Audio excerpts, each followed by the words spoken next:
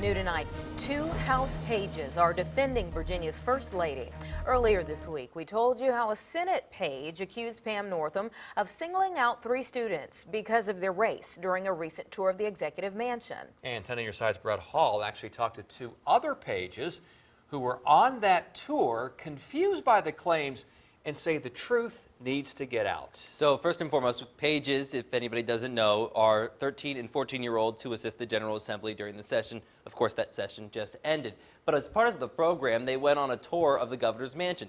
Tonight, we talked to 2 other pages who say they were on a different tour of the mansion that same day and had a very different experience. Selena Harris and Madeline Miller both served as pages in the Virginia House of Delegates this past session, and both remember vividly their tour of the executive mansion. He explained everything in the room down to the tile on the floor. The girls say it was chock full of history, some of it delivered by First Lady Pam Northam. They were all being very nice to everyone. It's why when they heard a Senate page wrote a letter accusing Mrs. Northam of signaling a girl out because of her race, they were shocked. I don't see any offensiveness at all in the whole situation. In the letter, the page says Mrs. Northam made her feel uncomfortable when she handed a piece of cotton to an African-American page and said, "Can you imagine being an enslaved person and having to pick this all day?" Both Harris and Miller say, yes, well, that did happen. But when she said it, she was addressing like a crowd, not just one certain group.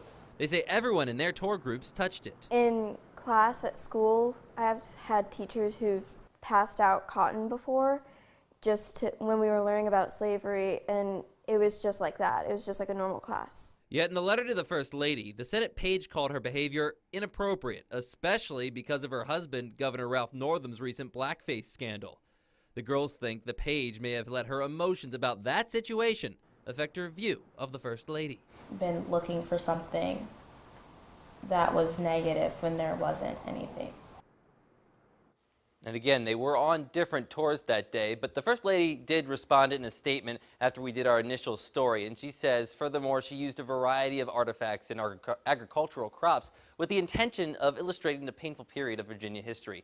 She says she regrets if she upset anyone. Both House pages we spoke to tonight say everyone just needs to move on. Brett Hall, 10 on your side.